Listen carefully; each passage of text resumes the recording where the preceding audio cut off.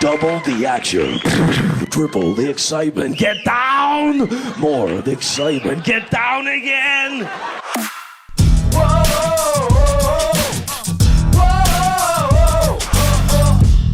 What's going on, everybody? Welcome back to JBuck Studios, your home for reviews, reactions, and ridiculousness, and a little insight into my life. I've been deathly sick the last couple days, so hopefully I can cover this up and get through this review. But Netflix, they're at it again. Chris Hemsworth, the producers of the Russo brothers, this new action movie, Extraction. A black market mercenary who has nothing to lose is hired to rescue the kidnapped son of an imprisoned international crime lord. So is this combo of all of those different elements a big win for Netflix?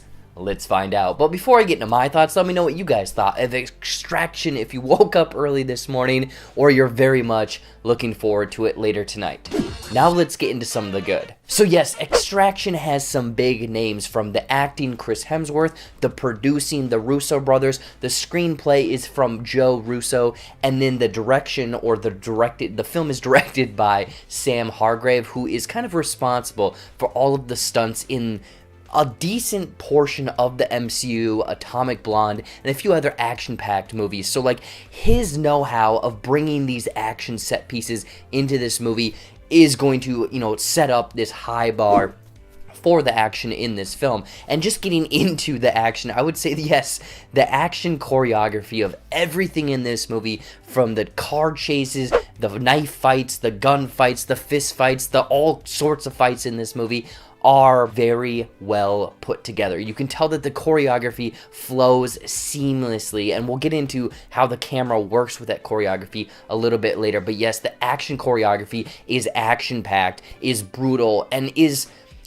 I hate to say it, but fun to watch in this movie. But going into kind of the story, obviously being written by Joe Russo, it is based on this novel, I believe, and it very much kind of felt like a video game-esque story, dropping this guy in, extracting him, or getting another kid out of this whole situation with waves and waves and almost like boss battle type enemies coming after him. That's the way I viewed this movie, so I very much enjoyed the action-packed portions of this movie because it resembled that kind of story beat or that story structure in my eyes. But then getting into the cinematography, obviously the overview shots of the city with like this yellow tint hue over it, I like that.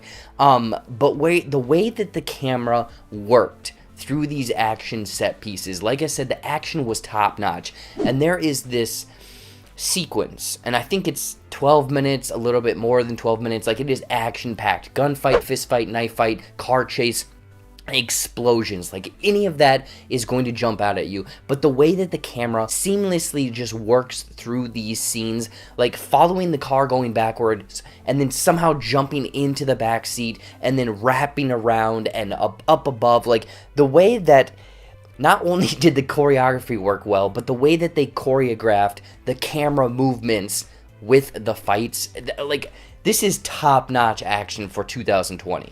However, a few things just did not land for myself for Extraction. Again, this is an action-packed, edge-of-your-seat type movie, but the pacing in certain portions felt like it very much cut it down to a halt. And I understand you need these kind of, calmer, cooler moments, kind of getting some more in-depth character development of these characters.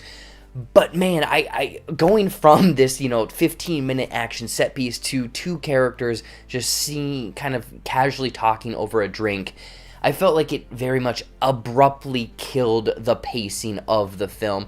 But then getting into that pacing and with these characters and bringing in these characters into this more calm setting, I think that there wasn't much emotional connection to the characters. Chris Hemsworth, David Harbour shows up in this, and then the OV kid that is the main source of this Extraction type movie.